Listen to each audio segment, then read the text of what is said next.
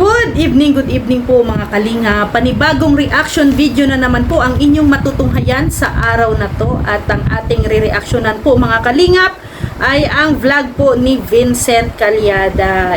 Po mga kalingap, please pakisuportahan po ninyo ang channel ni Vincent Calyada. Yan, isang masipag at mabait na scouters po ng Team Kalinga. Pasuportahan po. So, ang ating re-reactionan mga kalingap ay yung kanyang interview kay Tatay Raysan, no? So, syempre, isa na dito ang napag-usapan, no? Napag-usapan o naitanong po ni Vincent Calyada about sa mga issue na nangyayari. Mga past week, no? Nung nakaraang linggo, medyo maugom at medyo mainit ang usap-usapan nga, no? Tungkol doon sa kanilang bakasyon sa Baguio, no, sa Baguio City.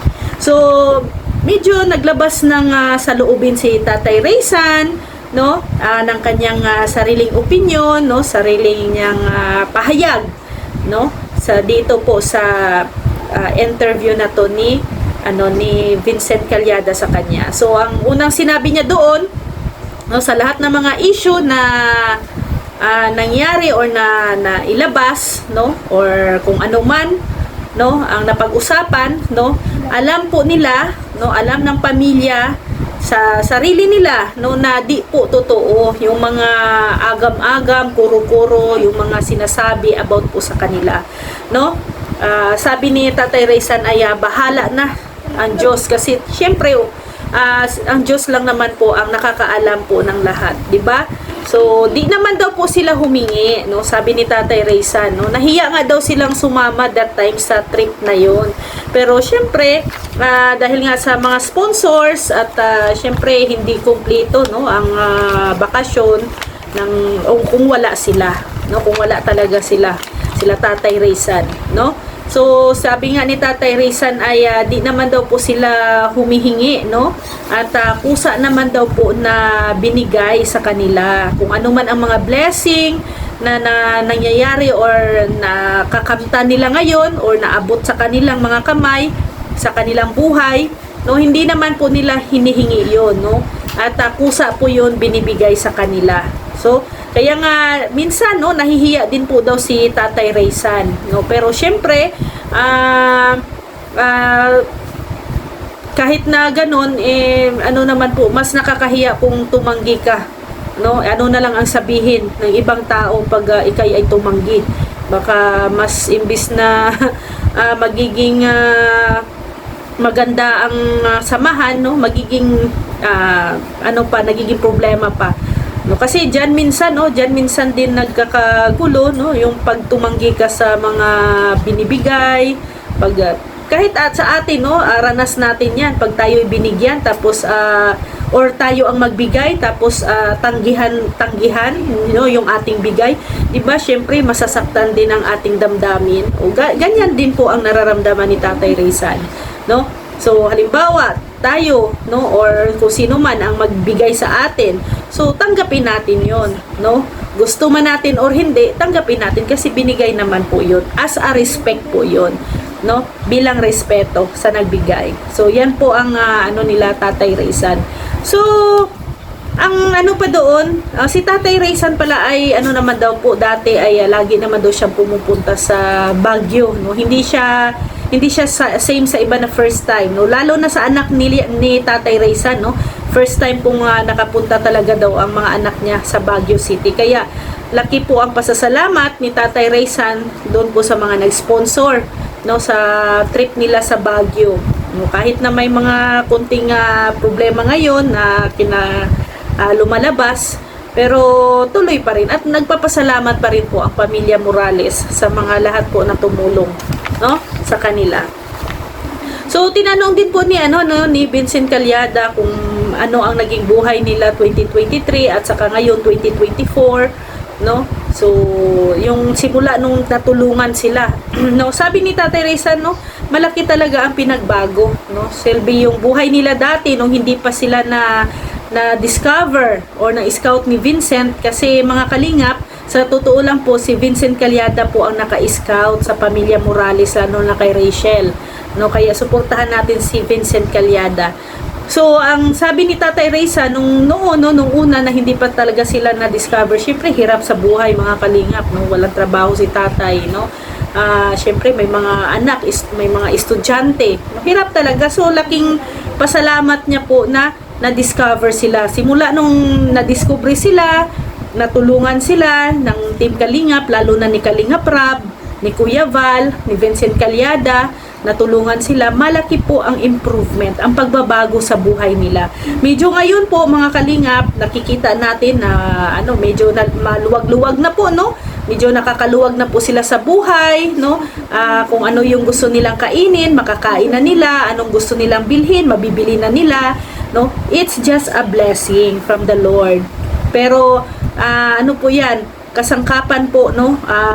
Kasangkapan po sa mga blessing na yan, sila Kalingap Rab, Kuya Val, Vincent Calyada, and si Rowell of Malalag, no? So maraming salamat po. So syempre malaki ang pagbabago talaga, no? Malaki ang pagbabago sa simula nung kasi simula nung na-discover at na sumikat na po, no? Sumikat na si Rachel sa love team nila ni Rowell, no? Yan nga ang Rochelle, no? Pero siguro kung halimbawa lang walang love team or walang Rowell, no? Hindi natin alam, no, kung ano ang magiging buhay nila or ano ang magiging status, no, ng kanilang buhay sa ngayon. Pero laking salamat kasi nga ay nagkaroon ng tandem, no, at yan po ay sa kay Kalingap Rab na idea, no, yung love team. Kaya salamat kay Kalingap Rab kasi ginawa niya itong love team na to, itong Rowell and Rachel, no? So malaki ang naitulong sa buhay nila Rowell at saka ni Rachel. Itong love team na ito. So kaya pag-aingatan ninyo at syempre mahalin po ninyo ang inyong taga-suporta, no? So mga Kalingap, no, daming nagtataka bakit hindi nagtatrabaho si Tatay Raysan, no? Si Tatay Raysan po ay may sakit, no? May sakit po siya. Kaya hirap po siya na magtrabaho, no? May mga tumutulong po sa kanyang gamutan. So salamat po doon, no, dahil laking ginhawa po 'yun sa pamilya. At saka marami pong nagmamahal, no, sa pamilya, sa kinatatay Raysan at sa kanyang mga anak. So, sabi nga ni Tatay Raysan, dati daw, no, noon, sila-sila lang daw na mag-anak ang magkakapamilya. Ngayon po daw ay ang dami-dami na po nilang pamilya, kahit na hindi nila mga kadugo, no, naging pamilya na po nila. Yan po, no, yan po ang nangyayari pag sa buhay ng isang tao pag kayo ay mabait, binabiyayaan kayo ng magandang blessing. So ang dami po talagang taong nagmamahal po sa inyo kahit hindi po mga kamag-anak, nagmamahal sa inyo yan. So si Tatay Raysan ay din, no, isa din siyang ama na very supportive, no. So si Tatay Raysan, yung ugali niya mabait, si Tatay Raysan, no, pinagsasabihan niya din yung mga anak niya, no, na huwag magbago, no? Kung ano man ang mga blessing na natatanggap nila ngayon, huwag lang magbago, huwag lalaki ang ulo at huwag magmayabang, no? Yan ang mga ni Tatay Raysan sa kanyang mga anak. So maganda po 'yon, no, napaalala para sa anak. So tinanong din si Tatay Raysan if ano ang buhay nila ngayon, no? Malungkot ba or masaya? So ang sinagot naman ni Tatay Raysan, medyo malungkot na masaya, pero mas lamang po ang masaya, no? Syempre, alam nyo naman, ang buhay ng tao, mga Kalingap, ay hindi naman lagi masaya. Meron din naman kalungkutan, balance po yan, no? So, nagpapasalamat si Tatay Raysan sa Diyos, no? Unang-una, kay Kalingap Rab, kay Kuya Val, kay Vincent Calyada, kay Rowell of Malalag, at syempre sa mga supporters and sponsors, no? Thank you. So, ito pa, no, isa pa sa mga pa talaga, no, humirit pa si Vincent Calyada dito. No, tinanong niya si Tatay Raysan about doon kay Rowell and Rachel. So, kung ano ba, naghihintay din ba sa sagot?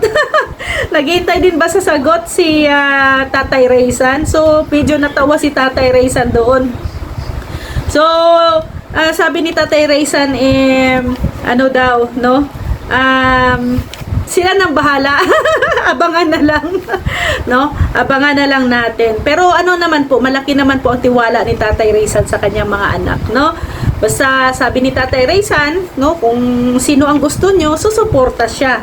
No? Hindi naman hahadlang si Tatay Raysan sa mga gusto ng kanyang mga anak, kung sino ang gustuhin ng mga anak niya. Ang mahalaga sa kanya ay mag-aral mabuti, no? Makapagtapos sa pag-aaral, makahanap ng trabaho, no? So, nung trabaho na matino, no? Yung maayos na trabaho na kayang buhayin ang pamilya. So, yan po mga kalingap, sa mga hindi pa po nakapanood ng interview na to ni Vincent Calyada kay Tatay Raysan, panoorin nyo po sa channel ni Vincent Calyada. Nandoon po ang buong detalye, no? Ang kwento at ang interview na yon. No, so maraming salamat. Please pakisuportahan po natin ang channel po ni Vincent Calyada, ang masipag at mabait na scouters ng Team Kalingap. At syempre, suportahan po natin mga Kalingap, si Kuya Val Santos Matubang, Ate Edna Vlogs, Kalingap Rab, Rowell of Malalag, Rachel Morales Vlogs, and ang inyong abang lingkod, Rhea Olarte. At please, pakisuportahan din po ang ating mga kasamahan dito sa Davao del Sur, ang ating deputy si Mick Agnes Vlog, Kalingap Awi, Kalingap Angeli, Kalingap Bibi Girl, Kalingap Dudo, Bila Ayop, Rachel TV, and Rex Vlog. Maraming salamat po mga Kalingap. See you tomorrow. God bless everyone. Bye-bye po!